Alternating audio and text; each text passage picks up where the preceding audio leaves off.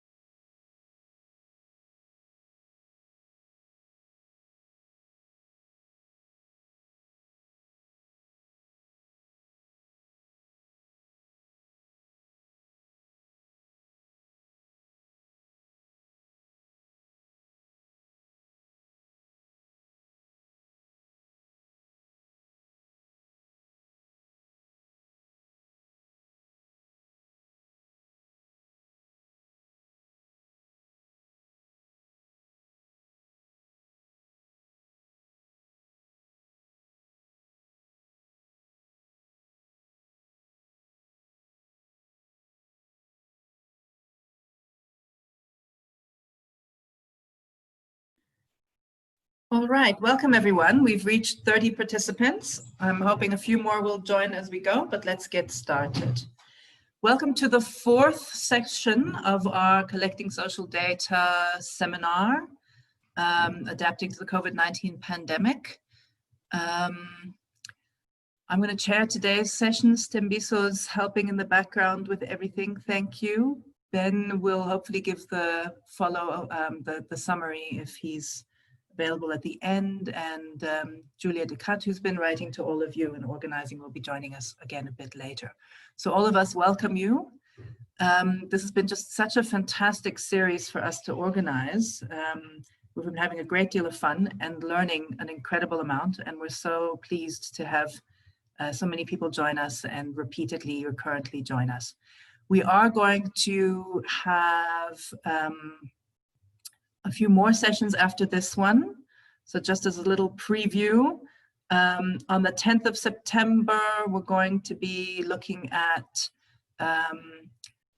the experience of large kind of online data collection platforms. Anybody who's interested in Moya Messenger, for example, RedCap, please join us on the 10th of September. On the 24th of September, we're looking particularly at methodological lessons in the health sector, which has clearly been so important at the moment. On the 8th of October, we're going to be looking at M&E and systems lessons, as well as some online research training experiences. And then we're going to do the last session for now, unless there's an absolute clamor from the audience for more, on the 22nd of October. And that's going to be, the theme for that one is going to be big studies, which are returning to field slowly but surely. All right, so after that little plug for future sessions, let me welcome our speakers for today. Catherine Brown from the Foundation for Human Rights, Candice Grunewald from HSRC, and Marlies Richter, as well as Kirsten Abramson and possibly other colleagues of theirs from community action networks around the country, Cape Town and Gauteng. So we're very, very happy to have you here. Let me hand over to Kathy. Great, thank you so much, Tara. I will start sharing my screen. So as Tara said, I'm from the Foundation for Human Rights, and I'll just be speaking to you today about two surveys which I was involved in. So the one is through the Foundation for Human Rights, which was our community-based advice office survey.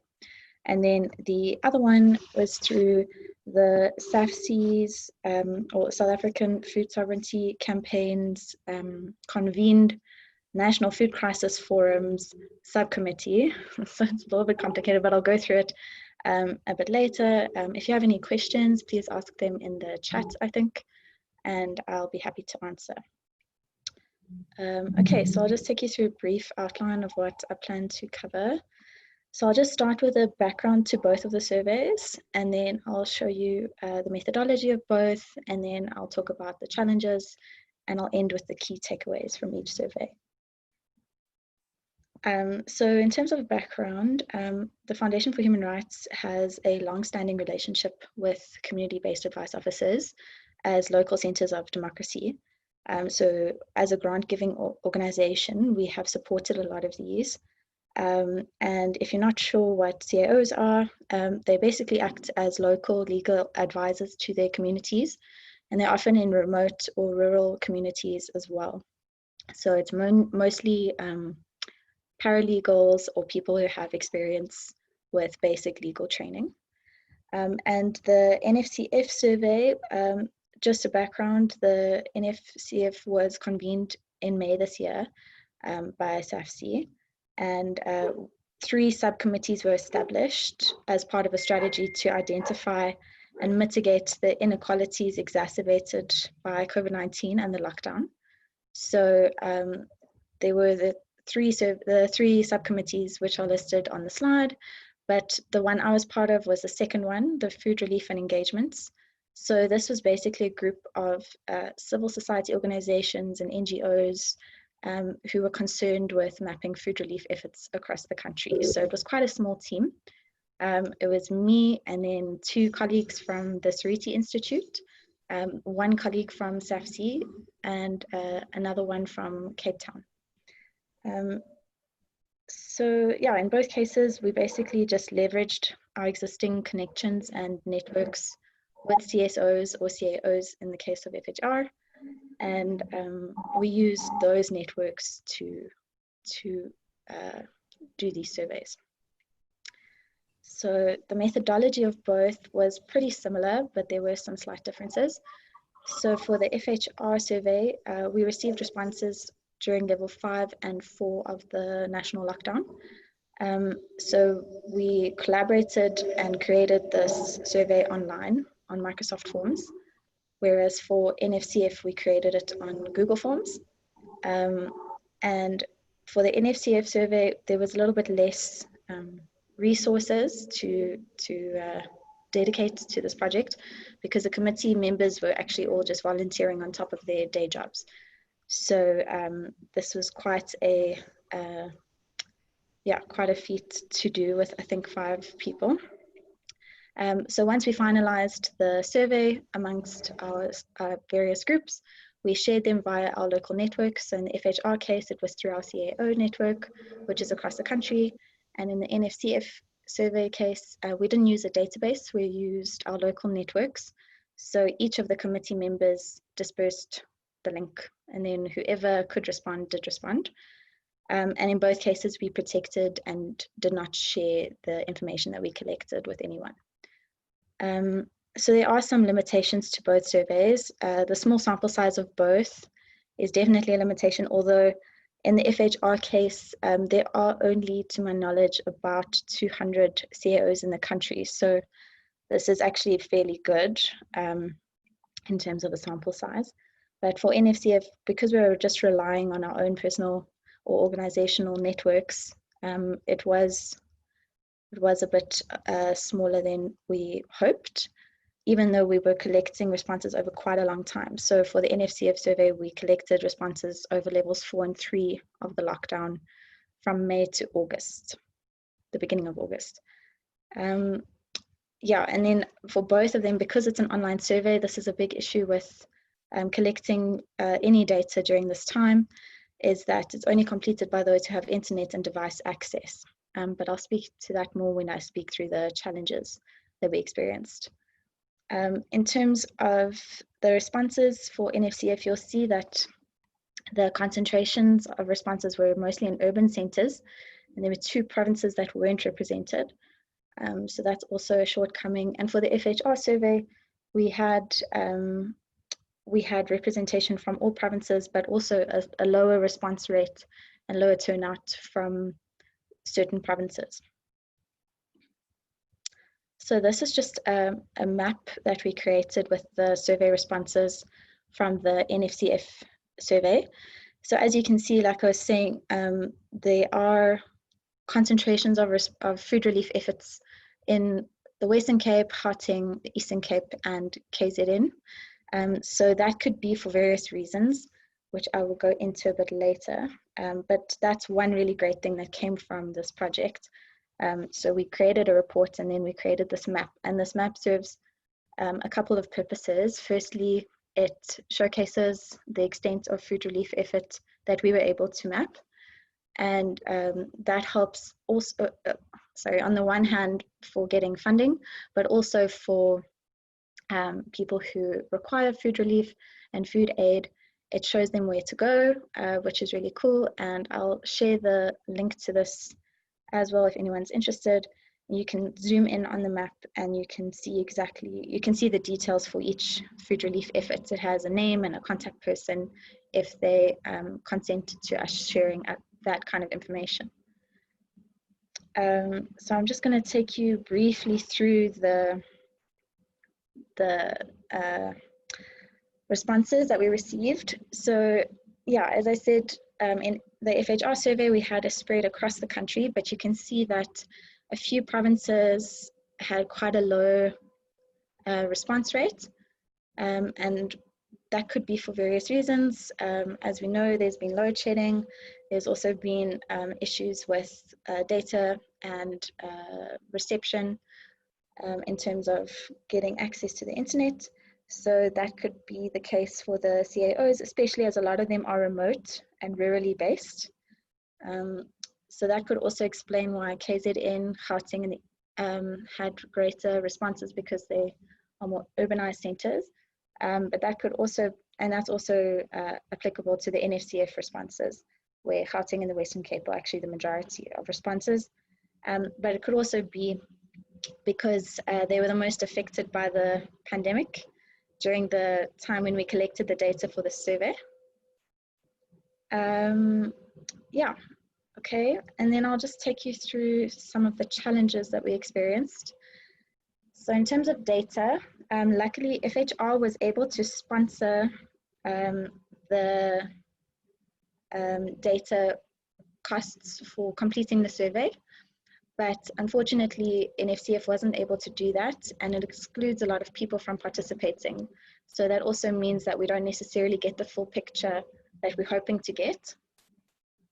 In terms of technology, there was definitely an issue in terms of limited technological know-how, and some people for the FHR survey sent in their forms manually, or like photographs of the printed out form.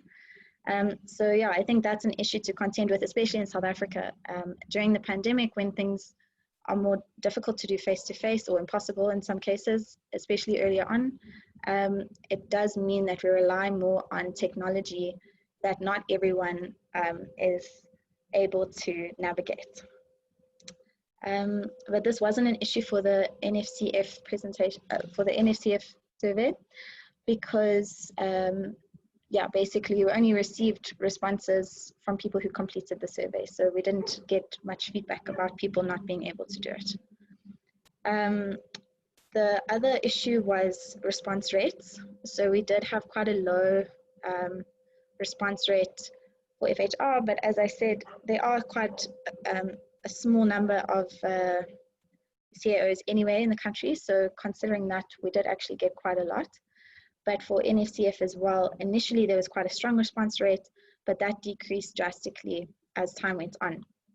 And it was quite difficult for us because we're trying to get data quickly, and as we know, during the pandemic, data becomes, and information in general becomes outdated really quickly. So there are many issues to contend with to try and profile information when it's relevant and when it will help people the most. But then there's also the trade-off with excluding a lot of participants. So we tried in both cases to give sufficient time for people to submit their responses. Another issue is also duplicate responses. So this might also be a feature unique to the pandemic, because if people aren't in the same room, even if they're in the same organization, there's not the same level of communication. So people from the same organization were completing the survey at different times or sometimes at the same time. And so we had to take those out of the data set for the NFCF survey responses. And then lastly, as I said before, the survey was sent out to networks of the organizations involved in the mapping committee for NFCF and through social media. So no official databases were used. And since the organizations were mostly based in Gauteng and the Western Cape, this could be one of the reasons why organizations were reached mostly in those provinces. But it could also be that this is an accurate representation, or it could also be that because these areas are more urbanized and more densely populated, and there were also epicenters of the virus at various points, that they just ended up responding more because they needed more relief in those areas. And it can also be that there's a greater concentration of NGOs with more resources, because those are more wealthy areas within the country. So yeah, those are just some interesting takeaways from that. I'll now move on to just the key takeaways from each survey. So the FHR survey was quite broad. I will share a link which gives you access to our report and also a report on our webinar launch of the report and a summarized version of the report. So yeah, I got lots of things for you to read. But yeah, basically we had 4 key findings. firstly, that violence is on the rise, especially for women. So this was during the beginning of the lockdown, level 5 and 4.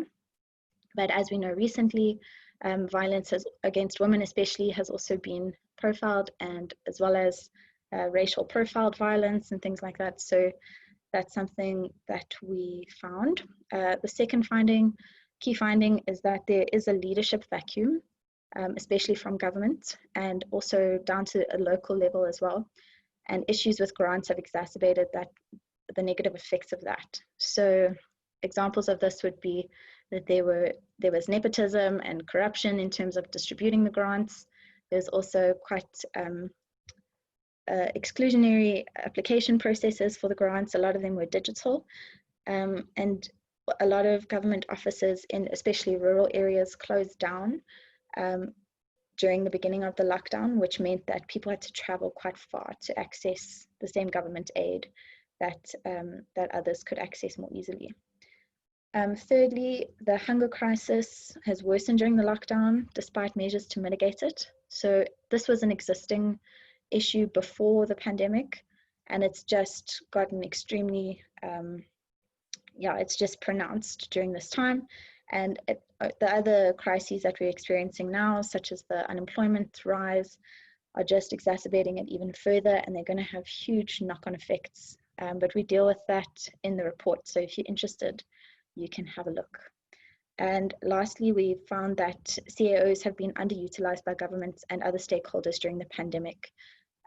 So they could have played a really pivotal role in terms of distribution of food parcels, assistance with receiving government aid, things like that, or application processes for government aid or special relief grant.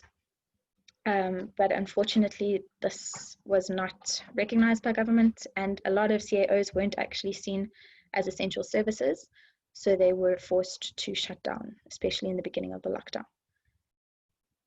And then the Nfcf survey, there's more in-depth findings about the food crisis, especially.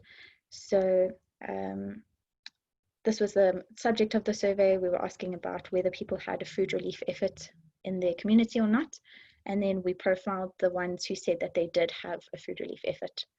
So we found that food relief initiatives are predominantly in the Western Cape and Gauteng, but as I said, this could be for a myriad reasons, but the most obvious ones are that those are the most affected by COVID-19 at the time, the most populated, and the most urbanized provinces. Secondly, we found that most food relief efforts began during the lockdown. So that's a huge positive because it means that a lot of NGOs and CSOs are quite responsive to the needs of their community.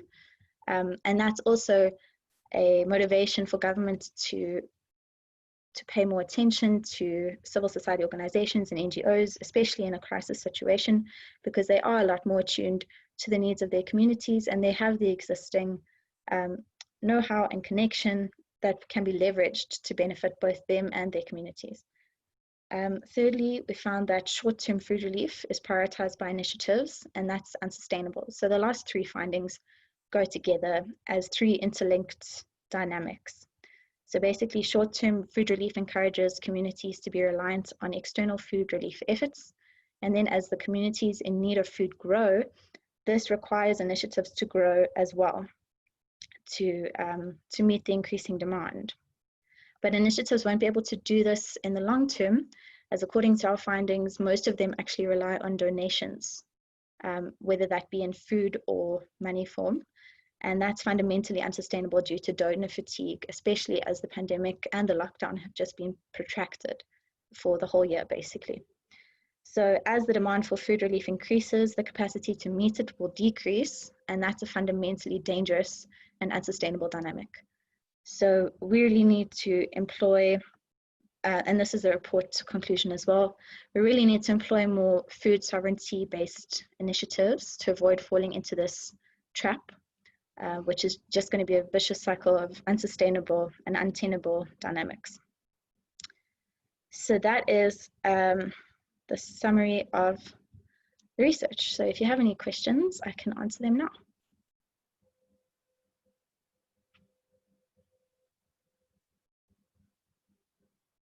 Thank you very much, Kathy. And thanks for keeping so beautifully to time.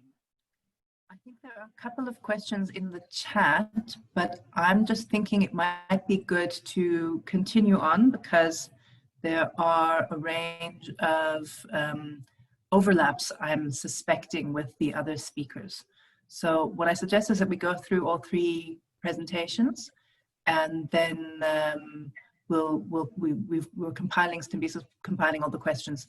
And then as themes arise around mapping and around questions and around these kinds of sampling issues, we can have all three speakers speak to them.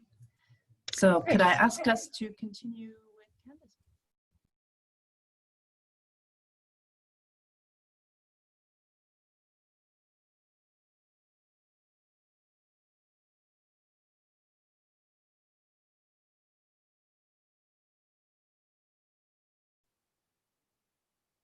Candace, we can't hear you. We can see, but we can't hear. Hi, everyone. Can you see my screen? Yes, perfect.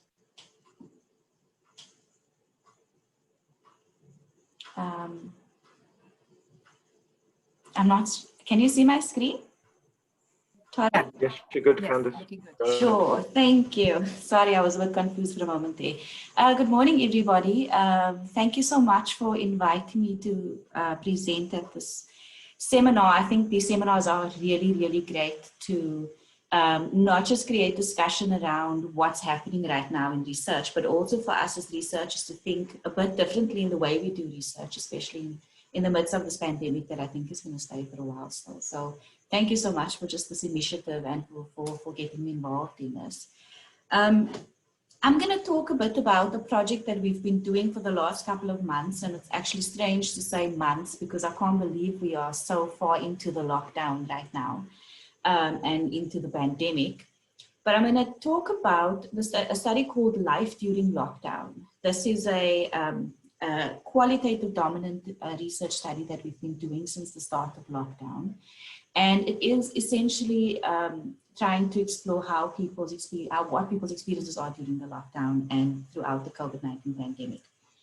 I'm going to focus my presentation on as the title shows, focusing on how social media platforms are useful in doing research in the time of social distancing. So I'm going to pitch it at a process methodology perspective and give a little bit of the findings, but just reflect on how this platform really worked for us in this project.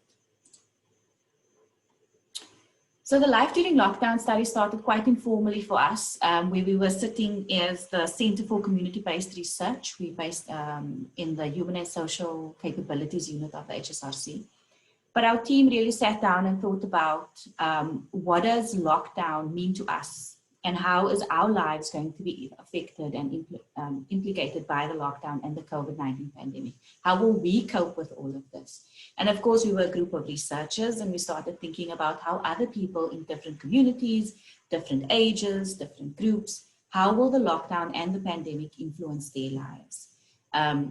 That was our conceptualization team that really sat and thought these different things through and pulled the presentation of the proposal together. But the team that's really been driving this work is our implementation team, and I know some of them are on the call. And so a big thank you to them because they've really been pulling this research together for us. It's quite an interactive research study. So there's a lot of different components, and I will talk through some of that with you now. When we thought about what we wanted to do with this, we are quite, as a team, we're quite interested at the level of the community, but also the level of the individual and families and how people are experiencing the world in that way. So we really wanted to do an in-depth exploration of how the lockdown and the COVID-19 pandemic is influencing people's lives. Now, we were quite simple in our aim, is that to explore people's experiences and perceptions of the lockdown, but we still recognize that this is quite a complex issue. And at the time, this was during the first couple of levels of lockdown, level 5, I think, or it was in level 5. We ourselves didn't know how things will change and what that would mean for us, but also for the communities and the people we want to work with. So we decided to take a longitudinal perspective on this and to follow and track how people's perceptions and experiences change over time. So the study is currently still ongoing and it has expanded into different groups. So it's been quite exciting to see how everything has rolled out for us. Because we also knew very little at the time about how things will play out, we adopted an open and responsive approach in the way we ask our questions and also the kind of methodologies that we use, which I'll talk through a little bit later. But we wanted to ensure that we do a good job at capturing people's experiences and a good job at exploring it in depth and not at just looking at particular things, but seeing how different changes and so forth influence their lives. So of course we had various interests when it came to the experiences and perceptions, but some of them listed here. We were interested in the regulations and how these decisions influence people's lives. We wanted to focus on challenges and struggles, but also coping responses, so how people are dealing with these changes that's happening. Fears and concerns, but also happiness and future aspirations, because there were some positive things that came out in our data. Of course, COVID-19 knowledge, risk and protective practices, taking a CAP model, looking at knowledge, attitudes, perspectives, behaviors around COVID-19.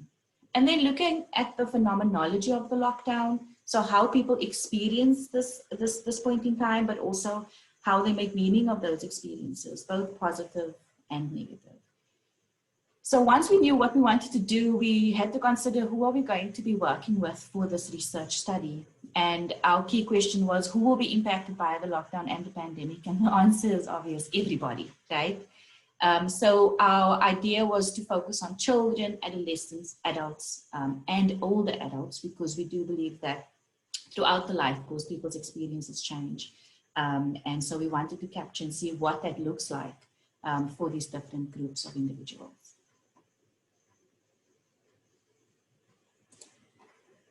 But of course, we had the pandemic, we had the strict lockdown at the time, and so we had to consider how are we going to roll this project out. At the time, we were sitting and talking through digital devices, and of course, that was the way that we went, was how can we use social media as a platform to communicate with participants, to recruit participants, and roll this project out. And social media was the way that we decided to go with the project. Now, social media and research is not a new thing. Social media platforms have become quite popular in qualitative and quantitative research studies over the last couple of years. But I think more so currently because in-person contact rather is not suitable right now. So I think Kathy also spoke about that earlier, that this then becomes a good space through which we can access participants. Of course, there are limitations attached to that. But we found that the nature of social media that allows you to be in direct contact with participants, but at the same time also allows you to observe how they experience the world and observe how they interact and their perceptions of certain things. It was quite a good platform for us to consider to roll the project out. Social media is a very broad term. For us, it includes social networking sites and instant messaging sites. I think the WhatsApp, the Messenger, I think Tara was talking about Moya earlier on, which we got introduced to as we were busy with the study. These are quite important spaces for people because social media is a space where they interact with each other, they share information, they share misinformation. So it's quite a good space for us to start rolling the project out, and given the methodologies we're interested in, we were also just quite excited to see how this will roll out. So social media is a platform, it's not necessarily a methodology, and so we had to think about, so how will we roll this project out to capture in-depth experiences throughout the lockdown. So as I said before, we're doing a qualitative dominant mixed methods research study, and we are using various different methodologies in the study, and this is why our team is so important, because they are rolling all of this out for us. We use a combination of traditional and alternative methodologies. Traditional approaches, qualitative one-on-one interviews, and quantitative surveys. These are both obviously done via the telephone or through a link. And then we also use alternative approaches, so visual methodologies such as photo voice and expression sessions, which is basically asking people to respond to research questions. The photo voice is by bringing a picture, and expression session is by bringing something. And I'll share some of that data with you a little bit later on. And then the third methodology we use is rapid, we call them rapid WhatsApp engagements through voice notes and texts. And here, these all happened, were kind of supporting each other, and sometimes they happened at the same time. But the voice notes are really, we sent the participants little questions. We called them activities and asked them to respond in real time as they're experiencing and thinking about these things. So a very interactive, very busy research study that we rolled out through different social media platforms. So how we use social media in the study, this is on the side is our recruitment blurb or our brief that we used. And we use social media in two ways: to recruit our participants and to engage with our participants. To recruit the participants, we shared this little blurb here on our individual Facebook pages, Instagrams, WhatsApp statuses, Twitters, and also the HSRC's platforms. And we started to get into the please share culture to recruit participants in that way. To engage with the participants, we focused more directly on WhatsApp and the telephone to be able to talk to the participants. Through WhatsApp, we were able to do our consent and our assent data collection, all the different forms that we have there. And we were able to provide feedback and share the findings with the participants. So of course, this was also done, some of this was also done via the telephone, as not everybody could or wanted to engage via WhatsApp. So in terms of social media being a space to roll research out, we found it to be quite useful for these two activities.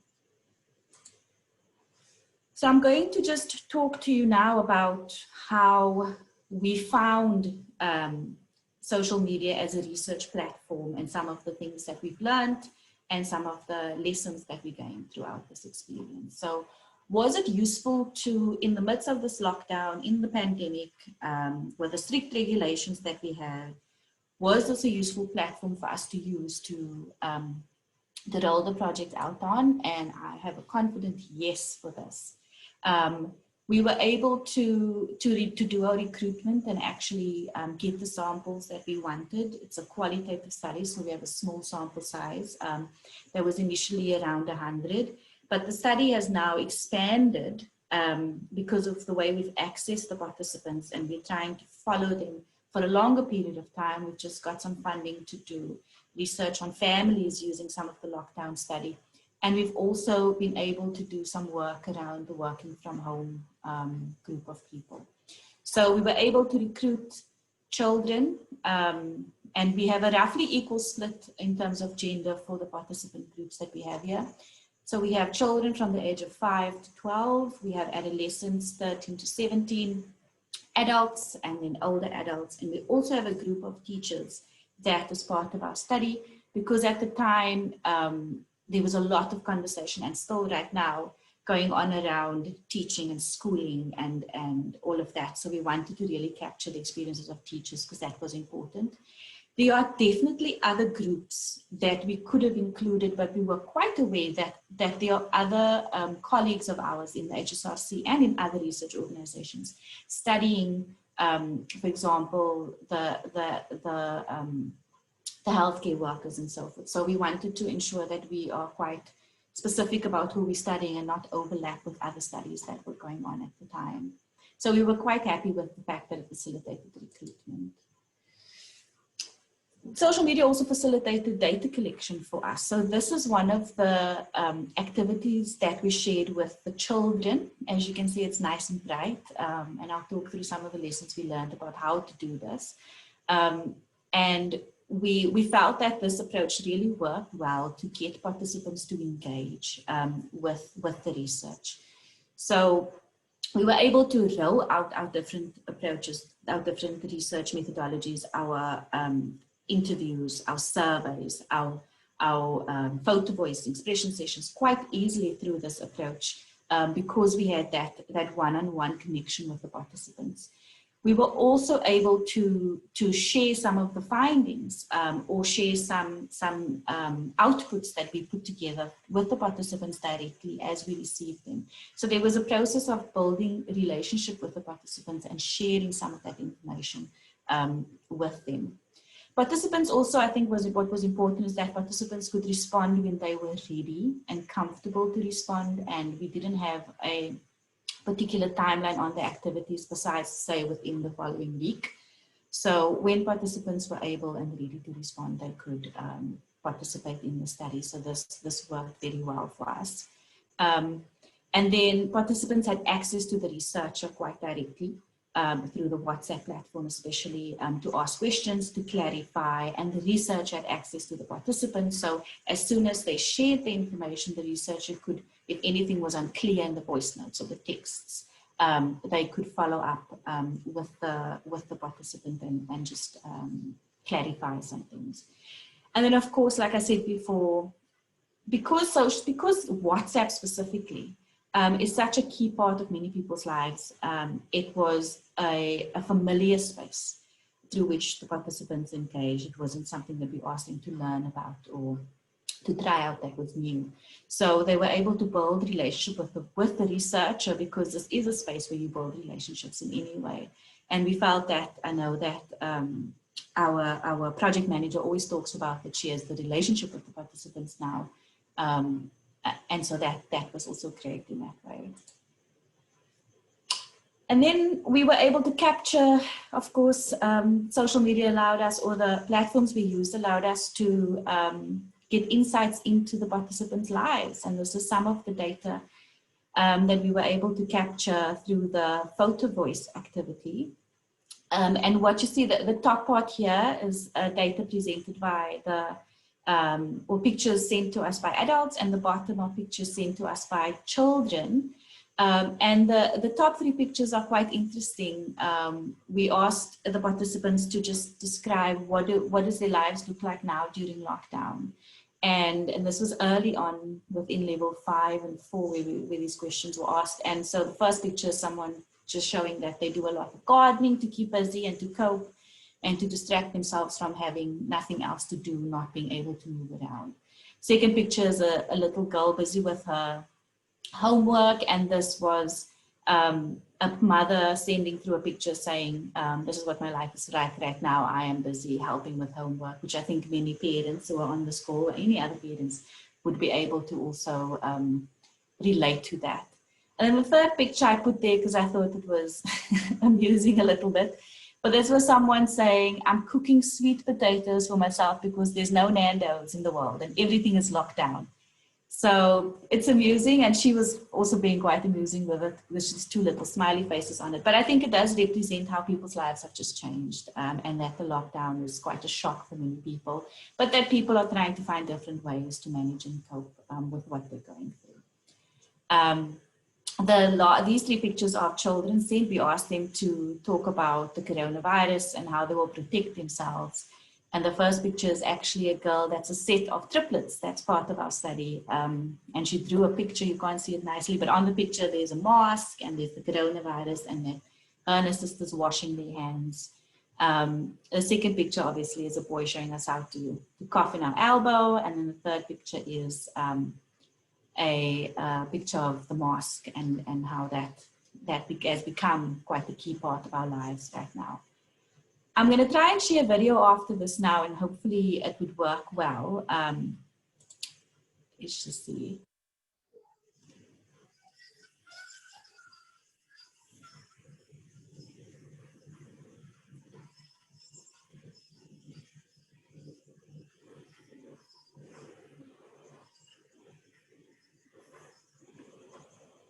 So this was one of the videos, again, where we asked the kids to tell us about when the schools were reopening. We sent an activity to ask, how are you going to keep safe at school?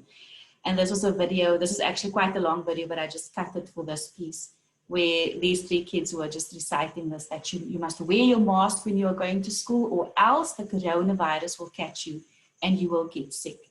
And what we found with the children especially is that they had that kind of narrative a lot around coronavirus, which was great, that to keep safe, wear a mask and sanitize quite often.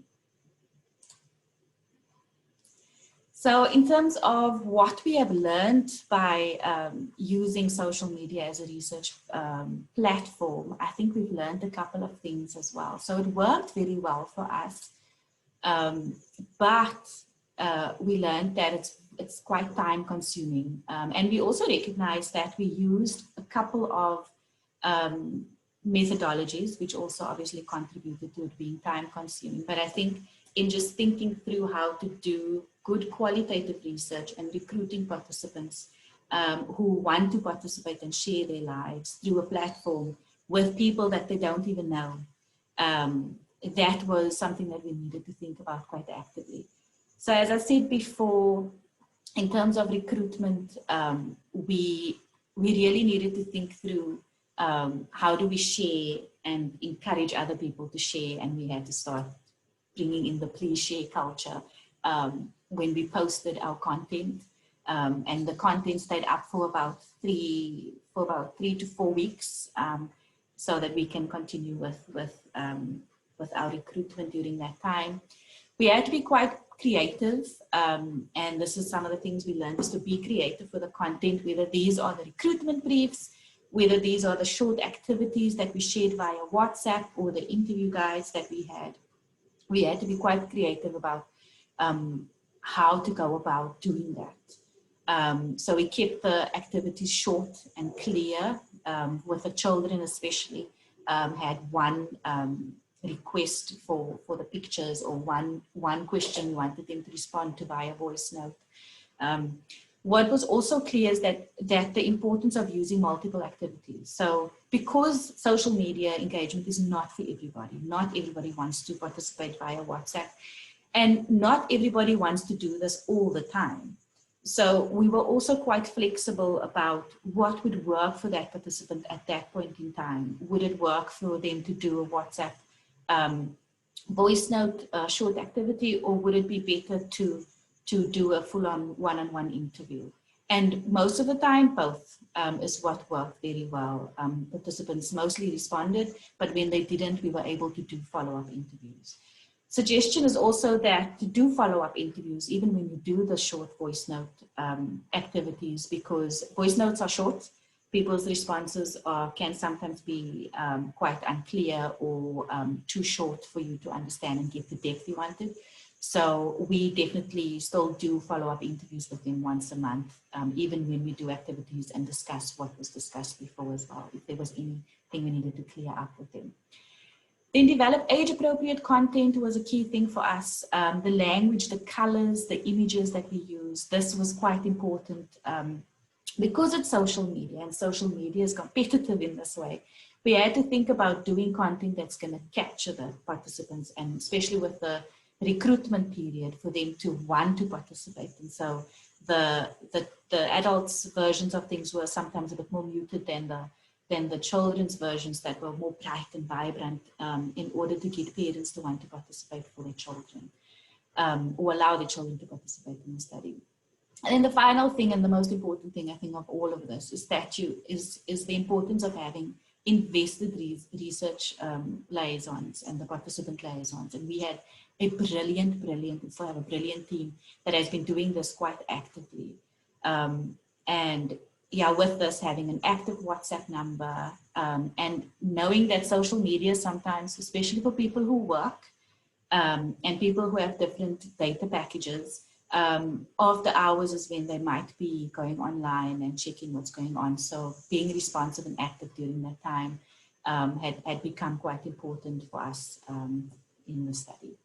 So in all, I think social media was quite a good platform to roll the project out.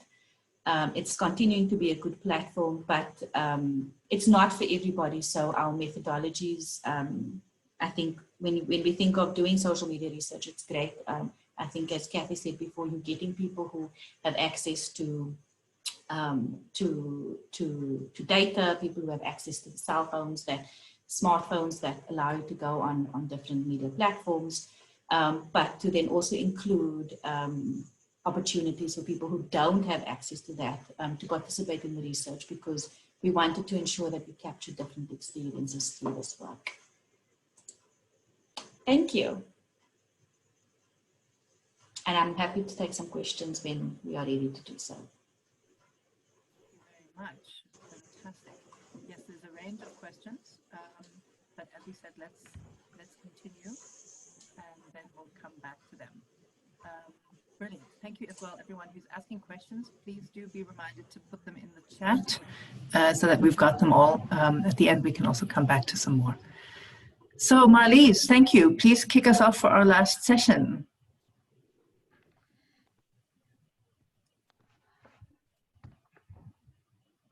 Morning, everyone. I trust that you can see my PowerPoint.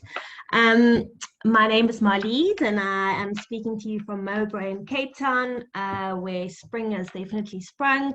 I brought my flowery pot plant with me to bring the good weather from the outside inside. I've been invited to share some thoughts this morning on social data gathering, and specifically the Cape Town Together co-learning sessions. And I would like to preface some of my remarks by just talking a little bit about what Cape Town Together is, because it's quite a different organism or any action than I certainly have been part of in the past. And it is a very flat network with no center or driving engine. So there's no one who ever represents the network. So the points that I make this morning have been crowdsourced from a number of people and nodes within the network. And some of my own thoughts. I've been part of the Cape Town Together network from just before lockdown.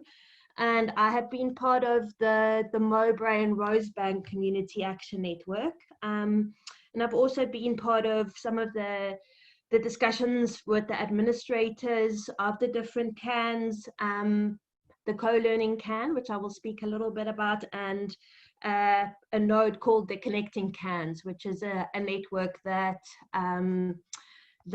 brings all the different CANs together.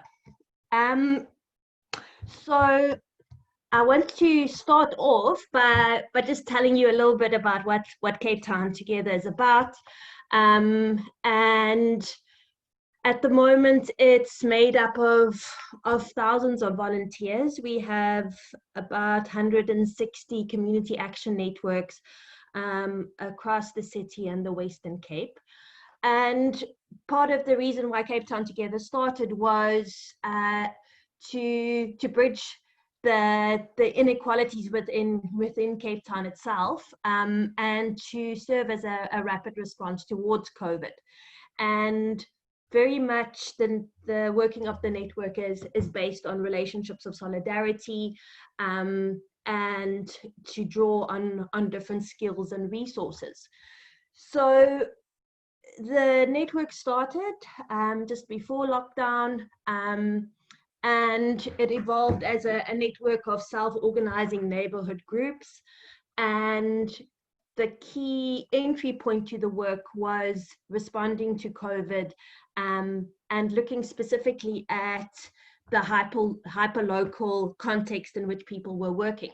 You'll see a map of some of where the community action networks are. You can see it's not just in Cape Town itself. It spreads as far as Worcester and Darling, down at Claremont, and then the bottom image is more around the city itself, and a number of community action networks across the Cape Flats, in the northern suburbs, the southern suburbs, and the deep south. And one of the strengths of the network has been connecting people at neighborhood level, but also connecting people across the city. And one of the key activities around Cape Town Together in the beginning was to link better resourced community action networks with those in less resourced areas and to form collaborative partnerships. We were invited to reflect a little bit on social data, and the entry point that I would like to use is the presentation by Professor Karim very early on in the pandemic in South Africa. When I was looking at the slides again this morning, I remember watching him on Zoom and how my palms sweated when I looked at his PowerPoint. And this is some of the extracts of what he was telling us in the beginning of April. And he spoke very much about stopping small flames to reduce the raging fires of COVID. And you might recall that he was using this image of putting out fires before the forest burns down. And he talked about how healthcare workers would do house-to-house screening and testing, especially in vulnerable communities. And that would be a way of putting out the fires before they become overwhelming. So some people within the Cape Town Together network wrote a response to this presentation, and they used the imagery that Prof. Karim used in his presentation to talk specifically about the social issues that Cape Town Together were facing in its work. And my colleague spoke about how the healthcare workers and the public health response is not necessarily well suited to identify the sparks of unrest and injustice, of fear and anxiety, poverty and despair. And they wrote quite eloquently about how that could turn neighbors into strangers and communities into bubbling cauldrons waiting to boil over. And they were making the argument that we require social data by professors of the street based on real world experience. And that the networks, Cape Town Together, Eastern Cape Together, and Gauteng Together, have created these networks in which the social data could be generated, and who could help highlight where there were areas of need and extreme concern. And they talked about listening to people's experiences, especially highlighting in early April the issue of hunger, about stigma of COVID, and the importance of community level intelligence at the neighborhood level. So part of the CAN experience and the model, if I could call it a model, is about bottom-up responses to CANs, the bottom-up experiences of the community action networks, and how it formed itself into an adaptive network that was not structured, it's not a bureaucratic organization, and that it is quite flexible in being able to deal with the issues that come up at the neighborhood level. The issues that come up in my suburb in the southern suburbs is very different to, say, our partnership in Mitchell's Plain. And that's one of the strengths of the CANs, is being able to rally and deal with some of those challenges in a very flexible way.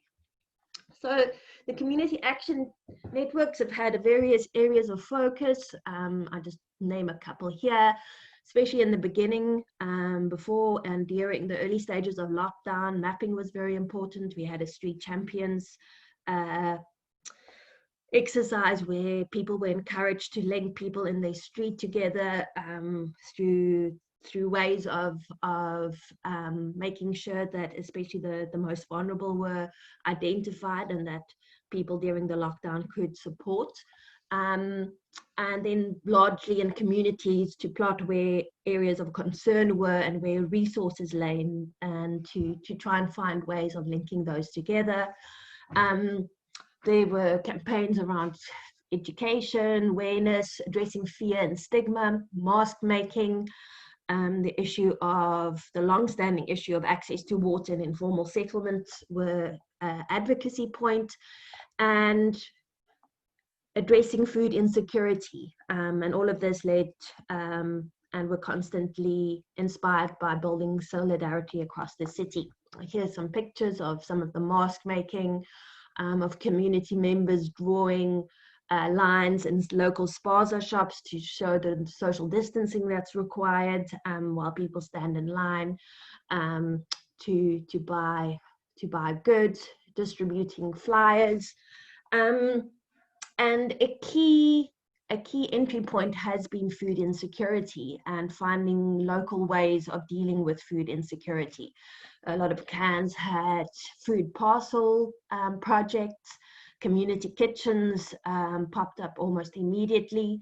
That has led to a big focus on creating food gardens.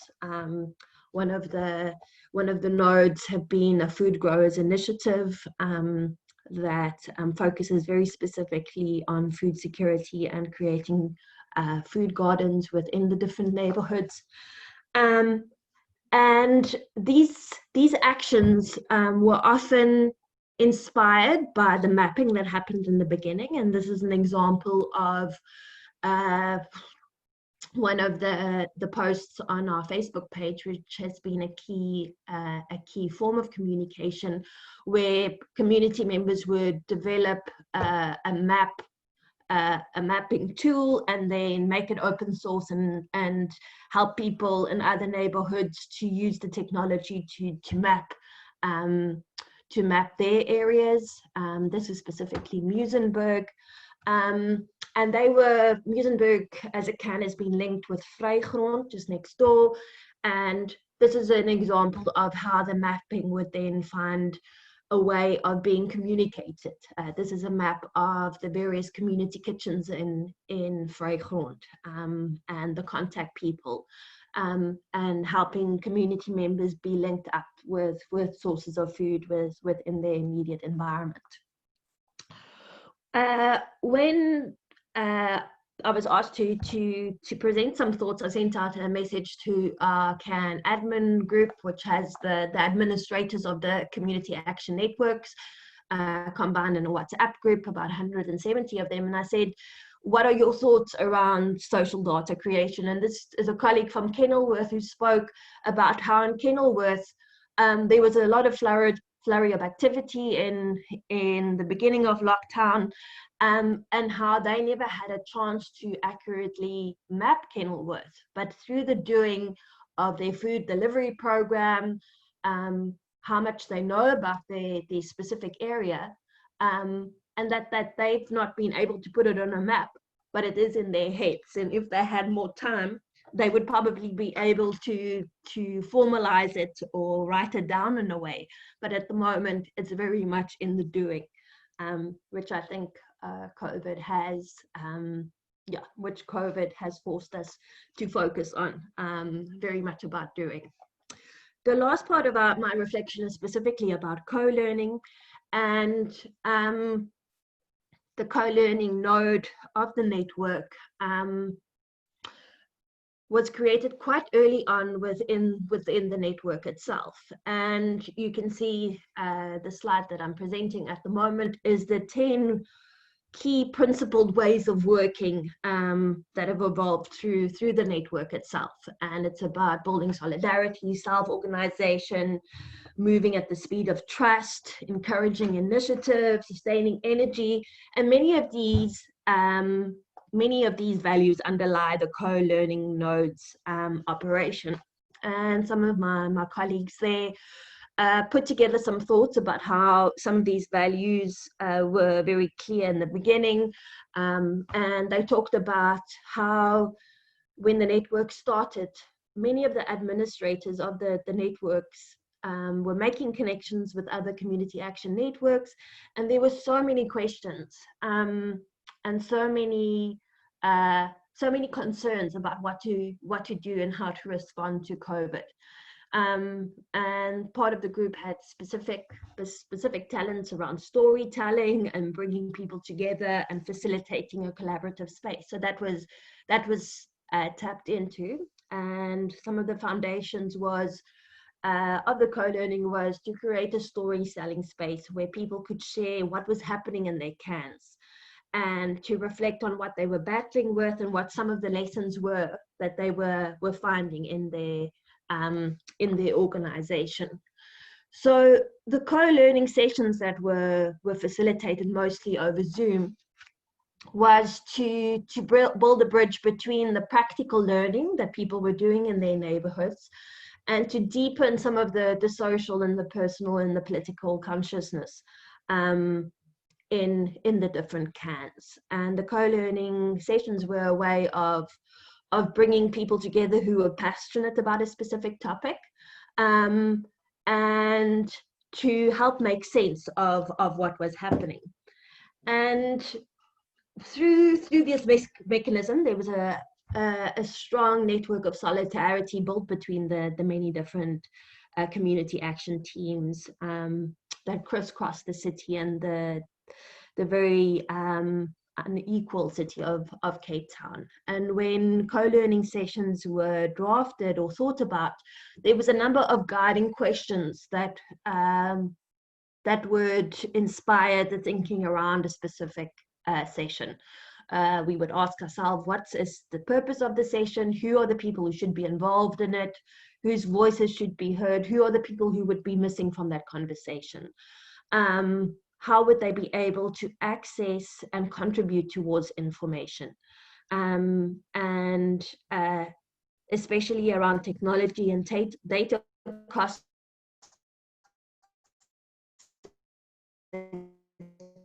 key aspect of being able to network and can't afford it to be able to contribute and participate in the co-learning sessions. We've had facilitators to help create a conscious container for each session, and there would be a conversation in a specific process, and we would then make the co-learning session available on the WhatsApp, on the Facebook platform afterwards. We've had a number of sessions around food growing, unemployment, mental health, alternative economies, community kitchens, how street champions have been doing, strengthening the partnership about cans, and especially in the beginning to have a reflective space, especially for the administrators, where they could make sense of the flurry of activity that was happening within their can, and to provide mutual support. My last slide is about some of the tensions that came up and how we dealt with that. Some of the questions around that we would ask quite consciously is how we might learn from it, not to be afraid to name it, especially around issues of class and race, and to talk about the discomfort, and trying to see how we might be able to work around those, and how to learn from that. Many of the co-learning sessions would then result in materials being produced from people who had specific experiences and knowledge that they wanted to make available in a written format. And there's been a number of volunteer designers who would help us, and translators who would get it out in different languages and make it accessible in a way that is data cost friendly. And that's the end of my presentation, and I'm going to hand over to Kirsten from Gauteng together to reflect on their co-learning sessions. Thanks. Thank you so much, Marlies. I hope nobody minds that I'm speaking with my video off. My name is Kirsten, and I'm from Gauteng together. Firstly, just to thank the organizers for inviting us to be part of this conversation. I was quite nervous at first when Tara sent the invite. We haven't really done too much formal research, and so I called her yesterday and I was quite all over the place and said, please can you explain to me if what we're going to be saying even goes with this topic, because I don't want us to be talking about things that aren't relevant. To which she responded that research is basically finding out something new and making a decision based on it. And so on that premise of what research is, I thought I'd share a bit about what Gauteng Together is and what sort of research we've done by learning and then taking decisions based on that learning. And I'll speak very informally, just on some notes that I think were useful to us in this space and that I think could be useful to all of us going forward. So I think it's a really good place that Marlies left off on, talking about co-learning, and I think that's where I'd like to pick up. Just focusing on that word, and by virtue of the word, obviously denoting that learning would take place together. I think that's been the ultimate learning lesson for us during all of this, and I'll speak a little bit to this as I go along. So I think just to give you some background into Gauteng Together, my official job is at the Ahmed Kathrada Foundation. And when the lockdown had just started, the foundation was looking for ways to start initiatives in Gauteng that would obviously close the gaps and try to fill some of the resource needs that were prevalent at the moment. So we had some deliberations with the Department of Social Development, with civil society, with big business, a lot of conversations out of which nothing really came. And then saw the example of Cape Town Together on Facebook. And even this in itself was a learning experience because I reached out, I think, to a couple of members from Cape Town Together and eventually got hold of Jared, who's one of the members there, and had a conversation with somebody that I had never met or had a formal introduction to, and had a full-on Zoom meeting where he took us through what Cape Town Together was doing, how the model would work, what's working for them and what's not working for them, and really just gave us, I think, the encouragement to go ahead with what we wanted to start in Gauteng. And then I think trying to adopt that same model to Gauteng really showed us the differences between the two models, the differences between the two provinces, and then the ways in which we could learn from what happened in Cape Town and create spaces for learning as well. So I think one of the major differences that I noticed is that in Cape Town and with Cape Town Together, the cans had started just prior to the lockdown. So I think the focus there would not have been primarily on food relief just yet. I think a lot of cans were involved in just mobilizing their communities in terms of sharing information, like Marlies showed, delegating areas for social distancing, that sort of thing. And with Gauteng Together, I think we launched on the 17th of April. And I think that difference is significant because all of these people who wanted to start cans in Gauteng really just wanted, I think, to do something within the sphere of food relief. And so many people who wanted to start cans, I think, were primarily interested in finding a way in which they and their communities could provide food to communities who were in need. And so in that way, I think the focus was a little bit more, or lent itself a little bit more to a charity-centered approach, as opposed to the solidarity approach which Marlies outlined. And as Gauteng Together, having spoken to Jared, having gone through the Cape Town Together stuff and being quite aware of the value that lied in an approach that valued solidarity over charity, we were quite incessant or wanted to be incessant about how we drove that narrative within the cans that were starting up in Gauteng.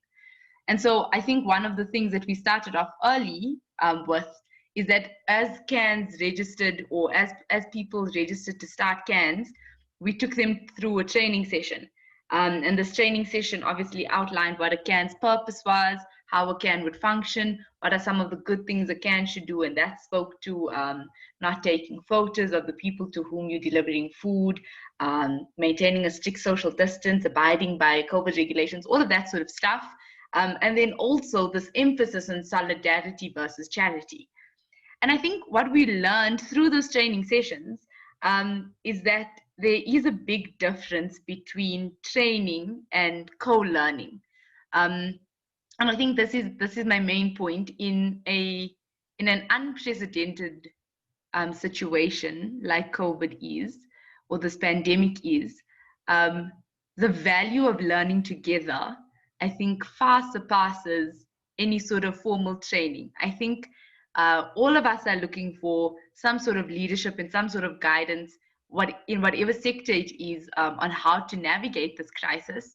But I think what we've learned through the CAN model is that co-learning in a time of crisis is of extreme value. So short differences where training was one-sided and there was a facilitator or trainer who was giving information, co-learning is more interactive with an exchange of information, where the training was instructional and really quite outlined what people should do and shouldn't do. The co-learning is discursive and allows for deliberation and debate and conversation. And then where the training really just spells out in very black and white terms how things should be, what problems would be encountered, and how those problems should be solved, co-learning really allowed for all of us to see that there are way more gray areas than anyone anticipates, and that the solutions to any of those issues aren't as straight cut and aren't as immediately accessible. And so I think the main thing that we learned there is that learning happening organically and in a space where people are learning together, that's really valued. And then secondly, and I was thinking about this yesterday as I was writing these notes, I almost want to call it go learning, which is really just learning as you go along. And I think that's the crux of what I want to share today, is that this entire experience has been an experience of go learning and learning on the go. Again, learning when it's an exchange is extremely valuable and beneficial. And I think we learned this through some of our own structures. So I was talking to Marlies about this yesterday. I think Gauteng Together is significantly different in that after finding the different committees that Cape Town Together had started, finding out how things were running, I think we started with those structures before CANs had even evolved almost organically. So where Cape Town Together and justifiably and rightfully so has very much or no hierarchy at all, we have a steering committee of which I'm part. And I think that we are now seeing that the value of learning together also precipitates that hierarchy should be challenged and should be flattened. And so our structure is changing. I think we are trying now and seeing how this is happening organically, how people who are actually working in CANs have a lot more understanding of what the issues would be than us on the steering committee, trying to outline those issues and then trying to outline possible solutions. I want to give you just a bit of an example. We have a CAN admin group on WhatsApp. So that's made up of all the different admins who are heading up CANs in Gauteng. And on this group, obviously, views are exchanged. People post about food grower initiatives. People post about when there's a need, and other CANs jump in to see where they can meet a need. And it's really a good exchange. But I think absent of any formal training, you'd find that you think that everybody working in the space has similar views on almost everything, but it's not always that way. So quite recently, we had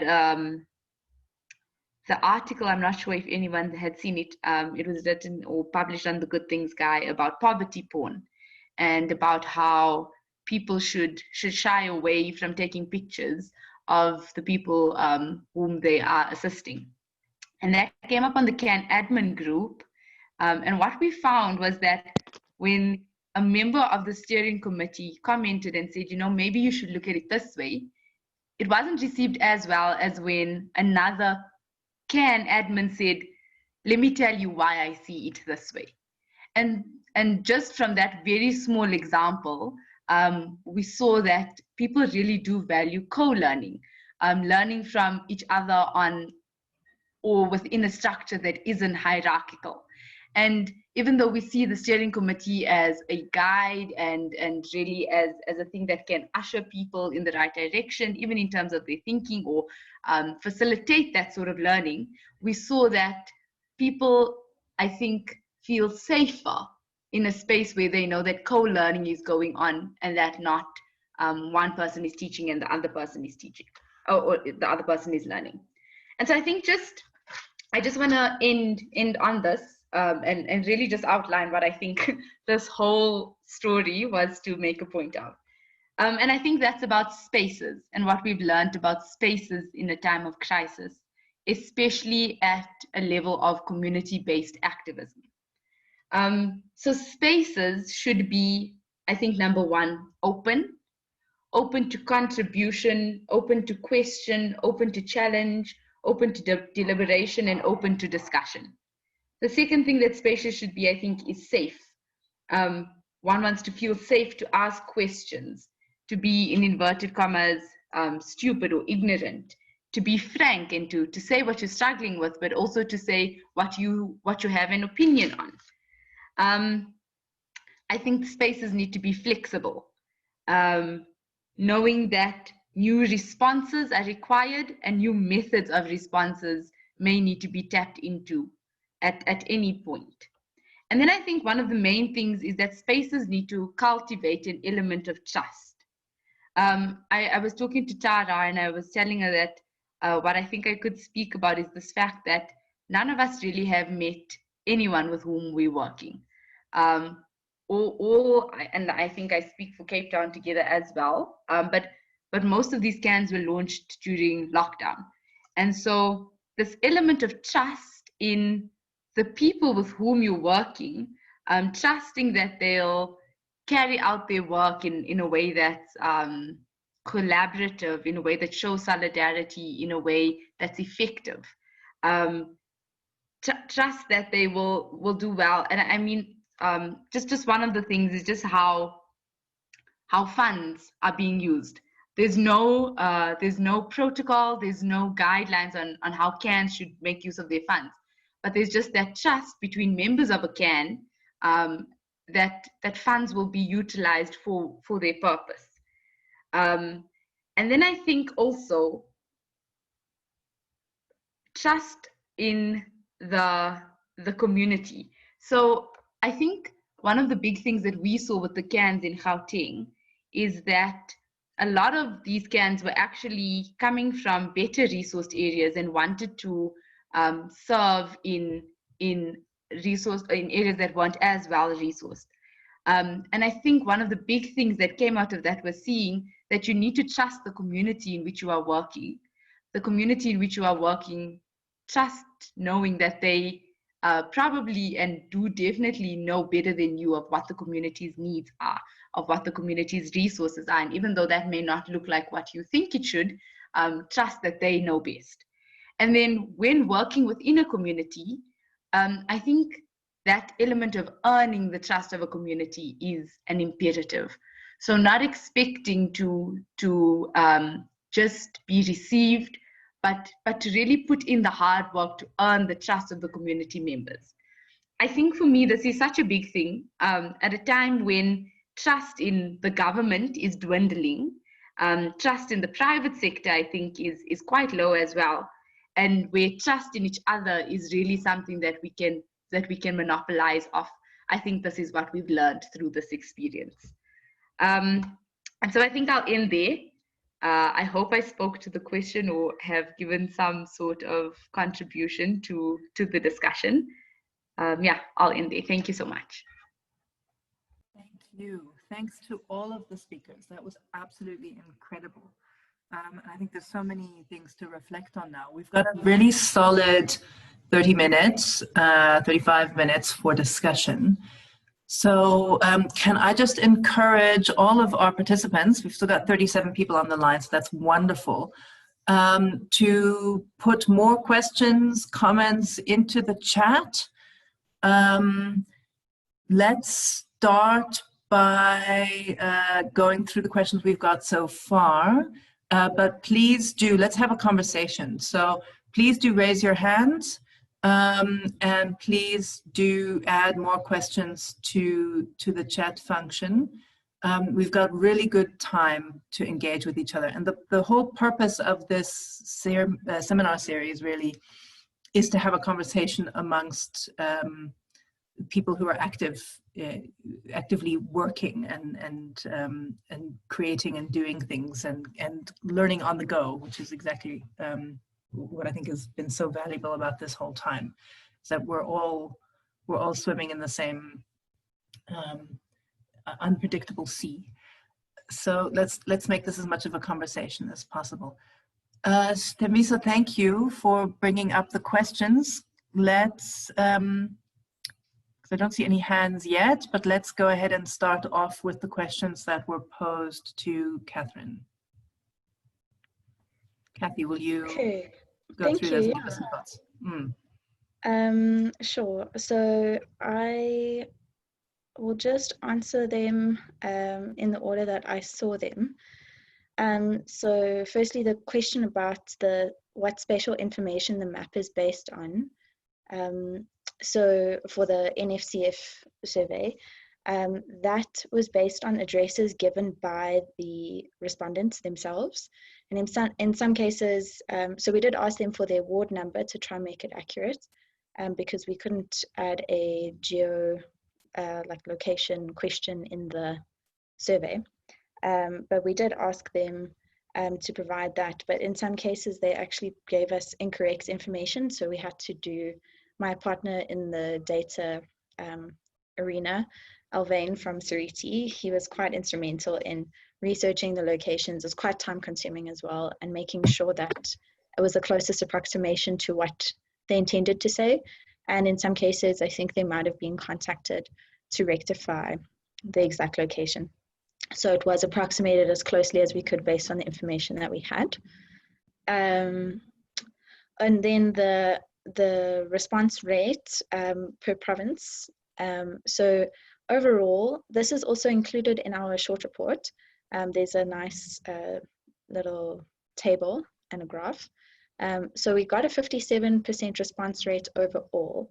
So that was out of 224 CAOs that we contacted, 127 responded. And the highest response rate in terms of the provinces was from the Northwest, where there's only 9 CAOs and 8 of them responded.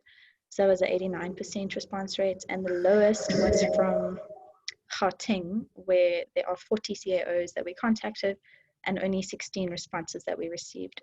So there's more information on that in the report. But yeah, basically, we got a 57% response rate overall. The next one was about how we communicated about the information. So for the FHR survey, we informed all participants that results would be used to illustrate key issues in their communities. And we also said they would be used for pinpointing like the importance of CAOs. So this was actually quite useful, especially in the launch. We had John Jeffries, Deputy Minister of the Department of Justice, who attended, as well as an ambassador to South Africa from the EU, which is Rena Kionka. And they, it was really great to have them in the same room as participants in the survey as well. So we did have some participants at that launch as well, and they also presented in a panel discussion. So it was really useful to have that engagement from all different levels in terms of how to solve these issues. And then for the Nfcf survey, the food relief map was really the key here. So we were very clear from the beginning that this would help both participants in raising their profile for people who need food aid, and also in receiving funding and other support for their food aid. And for both surveys, we included all the key information in the map in the case of the Nfcf, and in both reports. And those are freely available, and we sent them to all participants as well. We are willing, I can't share the questions, that we gave. I'm not sure what the easiest way to do that would be. Perhaps I can send you a PDF of the questions. And that could be, I can send that for both surveys if you like.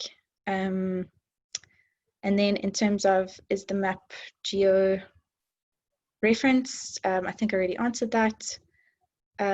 More about the participants and how we recruited or marketed the survey. Yes, so that let me just check. So we basically just sent, so from the FHR perspective, we sent a link to the survey to our CAO database. So that was the 224 CAOs. And then we also did follow-up phone calls, especially as the month or so that we were collecting data was drawing to a close, to try and get as many responses as possible. So luckily at FHR, we had the resources, the time and the other resources to do that. But at NFCF, because it was a volunteer-based initiative from our side, we just sent the link via email as well to our networks, via WhatsApp, shared it on social media, and through our existing networks, just like that. So we didn't have the resources to do follow-up phone calls as well. Okay, and then I shared the links to the reports and things. And then a great question, Matt, about advice on spending on sustainable food relief efforts. So don't get me wrong, short-term food relief is really useful for the immediate issue of hunger, but looking at more sustainable practices is really important. So that would be things like that they were mentioning a little bit in the CAN presentations. So food gardens, seed banks, local community food growth networks, and other more sustainable initiatives. And there's been quite a lot on the ground that has been happening. Apart from the CANs, there's also the SAFC, the South African Food Sovereignty Campaign, created a 4-week series on YouTube on how to start and maintain your home garden. So it was webinars with invited participants and things, and those were advertised. But now the recordings of those webinars are on YouTube, so anyone can access them. So I can send the link to that in the chat. And then there's also just, there's just an amazing amount of creativity and innovation in terms of food solutions. So another key initiative that I've come across is Makers Valley. They work in Joburg, and they've got such a great system together where they are integrating all kinds of things like recycling and like community, just community, like working together, trying to create a more sustainable way to combat hunger in this country. So there's some really great things. I'll share that link as well in the chat. Thank you, Kathy. Fantastic. Are there any other follow-up questions to Kathy? I don't see anything else in the chat, or I don't see any hands. If there are ideas, please do still bring them up. We've got time for another round. Candice, can we ask you to come back on some of the questions that were posed to you? Sure. I see some of, oh, here we go. So for the children, why we focus on the age range was really that we wanted children to participate themselves, and having kids who are able to talk to us on the phone and, I suppose, really provide good inputs in that way. So we thought with the 5 to 12-year-olds, because they are likely to be socializing in a different way to the younger group. So that's why we went with the older than 5-year-olds for the study. Of course, a lot of the engagement was facilitated through the parents, but we wanted to have the children to have an input and to direct the conversation. And so we went with that particular age range. The younger ones would have been difficult to engage with meaningfully for the project. Recruitment, so we had our study brief that I put up that we put on, we kept up on different social media platforms for a while. On the brief, there was a WhatsApp number, and the same number could be used to send a please call me. So if participants were, or if people were not able to use WhatsApp, they could send a please call me and we contacted them back. And so we explained the study to them, and they could then decide whether they wanted to participate or not. Please call me, as we asked people to send just a hi message. And the number was specifically for the project. So whatever engagement came through that, we knew it was possible participants. And that's how we then started chatting to them and getting them involved in the study. It ran for, like I said, 3 to 4 weeks. In the beginning, it went quite slow to get the participants, so we had to be consistent and post about the project quite often. Share the blurb. I made a video that I put online to explain how the project would work, what would be expected, based on what we also have on the little brief, and that's how the recruitment went for about 3 to 4 weeks. When we found, for example, we soon realized that we had, we got a lot of female engagement, which I think is often the case in this kind of research. And so we then started recruiting more actively for males. So we were trying to be quite flexible and meaningful in getting the different groups. We also tried to be meaningful in getting different groups for different provinces. That didn't work out too well, but we got a good selection of people, but majority of them from KwaZulu-Natal. And I think that's, that's just the way it worked out. How did we go about recruiting minors? Minors were recruited through parents. So we had a blurb for parents specifically, sorry, and asked them if they have kids between this age, would they consider them participating? We then, if the parents said they would consider or contacted us, we spoke to the parents and to the children directly.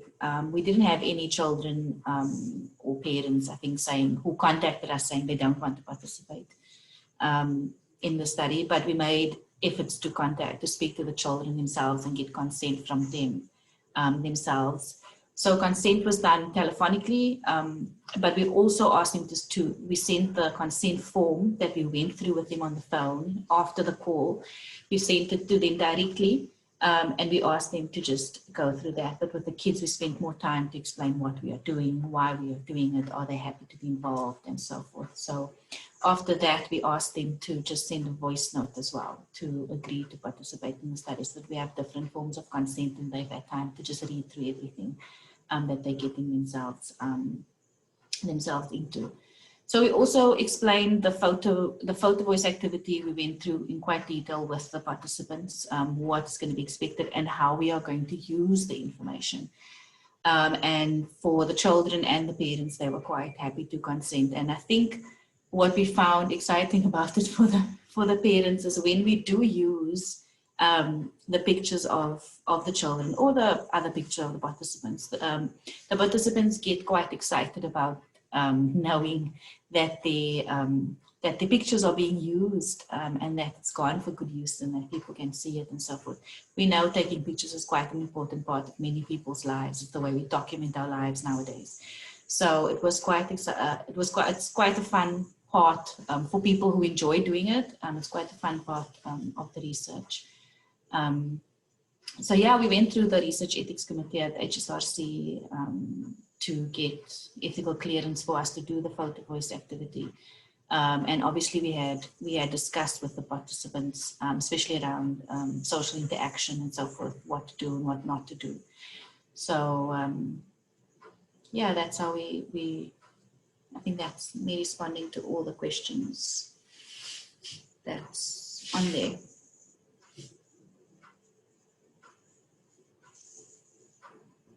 Thank you very much. And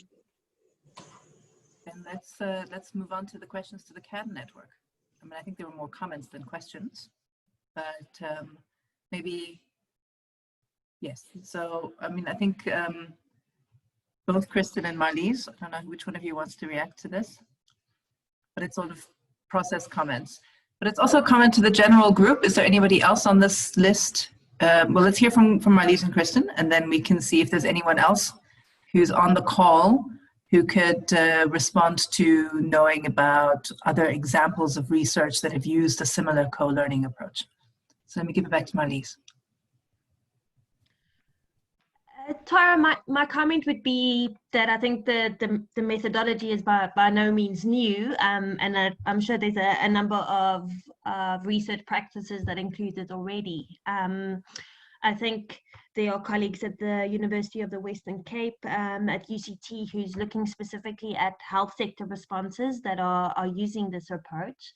And my comment would be a key consideration is data, and in order to have participatory participation and inclusion, especially if you can't see each other face to face, is to ensure that that people who might not, as most people on this call who have fiber internet and it's easy for us to connect, that data is a key consideration to facilitate that process.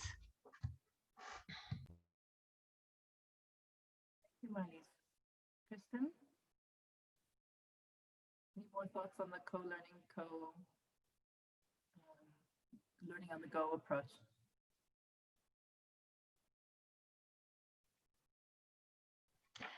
Sorry, Tara, you very faint in the beginning.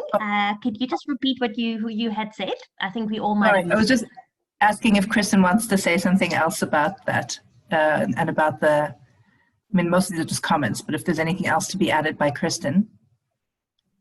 Sorry, Tara, I didn't hear you at all. No, I think that's good. I think Marlies has covered it. That's fine from my side. Thank you. Okay, thanks. Karen, you just put in a comment with some examples of other places. Do you want to say something about the Olifants River Basin example?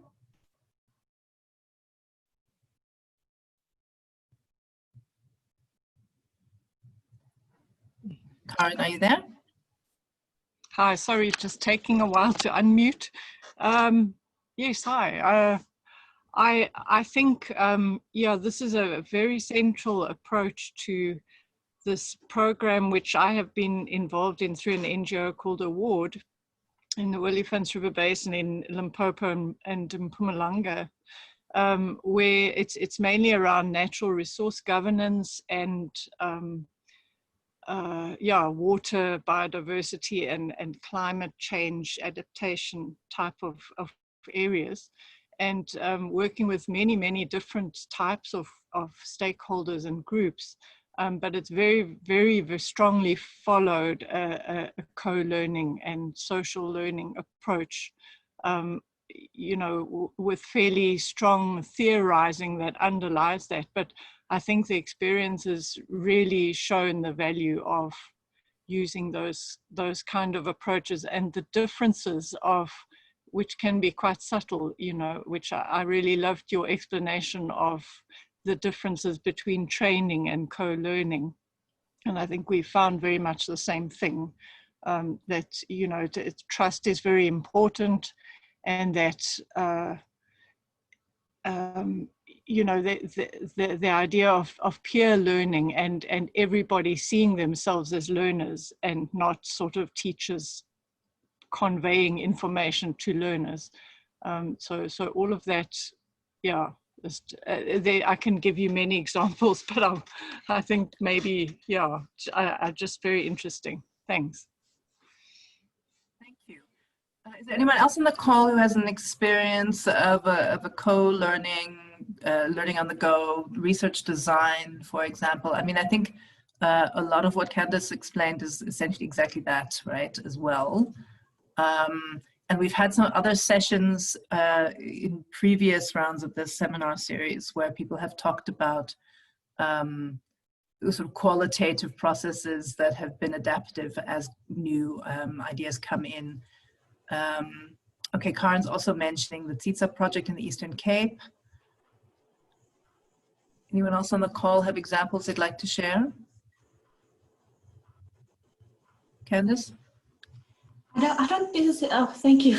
I don't necessarily have an example, but I think it definitely aligns very well with the participatory action research, emancipatory kind of approach to doing research that's quite collaborative, that where you build a network of people that work together towards the common goal. And I think that is quite, that is where you could find a lot of, I suppose, frameworks and so forth that that would give some good examples on how to kind of, I suppose, pull it together within a research framework. But I don't necessarily think that is the aim of CAN, right? To do it in that way, but it definitely reminds me of that, and I can reflect on some of the work that we've done, taking that perspective that's more collaborative and emancipatory, where the research, the way we do research, the kind of questions we ask, the people we work with, that comes from the community. And I know that the Center for Community-Based Research, where I'm based, has an office in the Sweetwater's office of the HSRC, and that functions like that, where the researchers work in the office, the kind of research that is done, the approaches and methodologies that's used really comes from the community. So I can just, also just speak about that, the participatory actions. I mean, it falls within a framework called action research, and under there you've got participatory action research, emancipatory research. It's a very, very powerful tool or powerful approach that goes well within community-based interventions and community-based research. But I think what's coming through strongly just in the current discussion, but also in some of the other discussions, is how we are moving within research into a space where research and intervention overlap. If I think about also, I think it's Kristen who was explaining how she thought about research, and it's learning something and doing something with it, and how the kind of community-based programs work in that way in any case. But for research, I feel like we really are merging the two spaces, and that's quite exciting to see, and it's nice. I'm just listening and trying to hear and trying to take in and learn from the different presentations on how can we do this better in the communities that we work in. So I'm very excited about everything that's being presented, and hearing how research applies in different ways, and how action and support and intervention can be applied in different ways within research. It's not just about knowledge production, but about understanding and moving towards change, which is the framework of action research in general. So thanks for that. Thanks, Candice.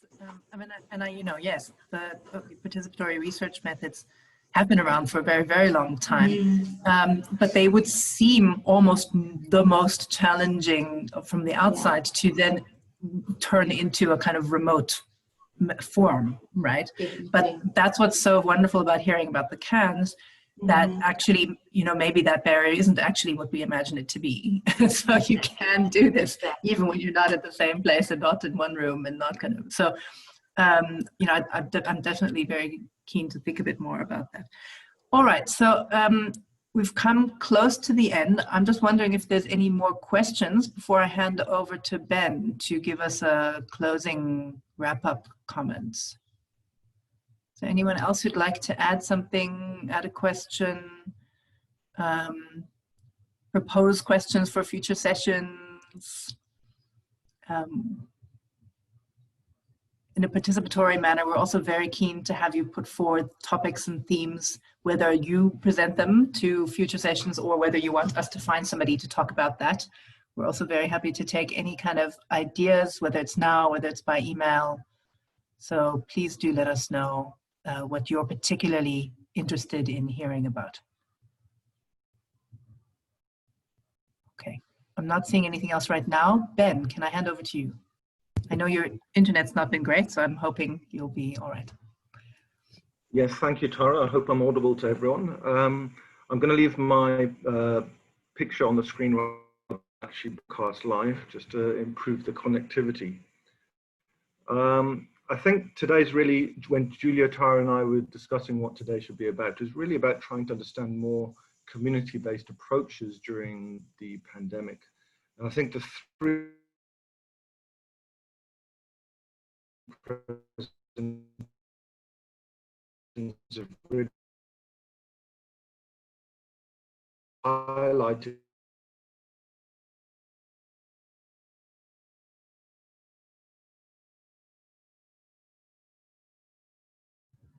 Oh dear, Ben, we're struggling to hear you. On dealing with food relief mapping. I think those have been really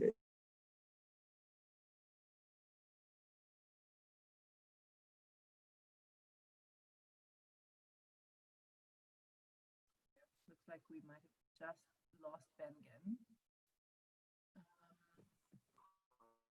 While we're waiting for him to, oh, there you are. I think I'm back. Julia, Yes. Tara, can you hear me? Yes, perfect. Go ahead. Come on, Ben, we can hear you.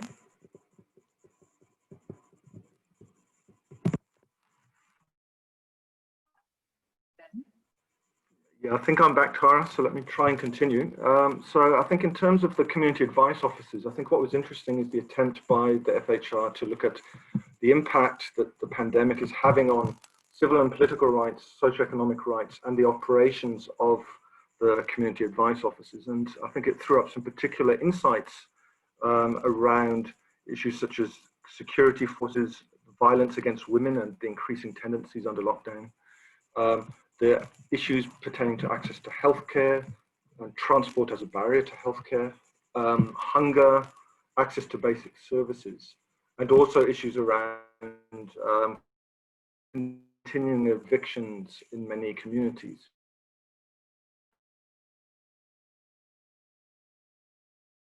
Those kind of insights were critical as part of the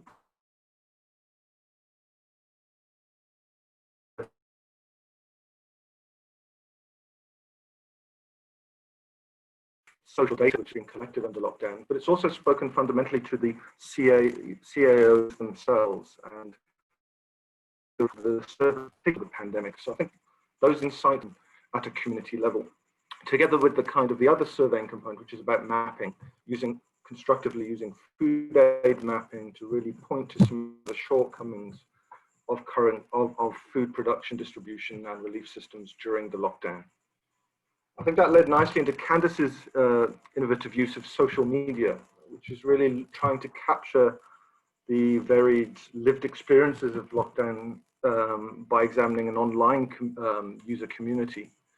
What struck me in particular was the attempt to capture generational differences in those experiences. I think we haven't seen that much surveying going on that's trying to capture the voices in particular of young children and adolescents. And I think that struck me. I think some of the questions were focused around that and trying to understand what's coming out there. I think in terms of innovation, I think the lessons around the need for creative, tailored content to different age groups, the kind of relentless, and I'm sure Candace has had many sort of late night cup of coffee just to deal with the active liaisons which have to occur through these different channels. I think we didn't engage much with the actual substantive findings of what Candace has found with her survey. So that's something I'm quite interested in hearing more about at a subsequent stage, and thinking about how her findings might triangulate with some of the other surveys that have captured some of the experiential dynamics that South Africans have had to deal with during the pandemic. I think that led us through to what really also excited me through Marlene and Kristen's interventions, was the issue around the idea of co-learning. I think the community action networks is really quite an inspiring example of how communities can be mobilized and organized across different spaces to build up bottom-up responses to localized need. So I think it's highly innovative, focusing really around those solidarity-centered approaches, thinking about adaptive learning, and trying to think through also about the kind of space it's created, as Kristen was indicating, talking about cultivating trust, particularly where there have been, and I think that resonates quite strongly with what the FHR found, is issues around what's working, what's not at a localized level, certainly in terms of government operations at that level, and also and sort of the low trust that seems to exist between communities and their representatives. And I think trying to see how communities can bridge that space to come together to learn, share insights, and actually respond as particular needs come up. Those have all been really exciting engagements. So I think in sum, it's been really useful for me, and I'm sure the others in the room, to hear more about that kind of that innovation, that experimentation that's going on around innovative methodologies under pandemic, focused particularly around community actions, community mobilization, and indeed community understanding. So I think that's really where I'd like to leave it, just to really share and sort of reiterate Tara's thoughts, and just thank our three presenters, or four presenters, I should say, and also just to remind everyone of the next engagement in a couple of weeks on the 10th of September, where we will be talking about various data platforms that many of us have used in order to generate the data that we've used to understand better the nature of the pandemic. And that includes REDCap, it includes Moya Messenger, and interestingly also the South African National Space Agency and the application of satellite information. So with that, I'm going to hand back to Tara for final closure. Thank you so much, Ben. I think it's just to say that before you leave the meeting, it would be wonderful if you could just send a really quick message on the chat about one key methodological challenge or question that you've faced or been wondering about or would like to know more about during the COVID sort of era. And then we'll look at those and see if there's anything there that we haven't already covered or that we can still find a way to cover in the rest of this series as we plan the last couple of sessions.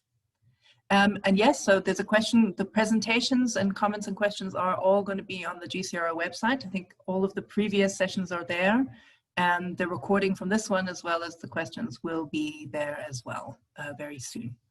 So look it up on the GCRO website. Maybe Julia, you have the link to where the seminar stuff is on the website. That would be great. All right, so as you leave, if you have a particular topic or question you'd like us to consider looking at, we can't promise, but we can consider it. Please do just pop it in the chat. Thank you very much and enjoy the rest of your day. Thank you, everyone. Bye-bye. Thanks so much, everyone. Thank you. Thank you. Bye.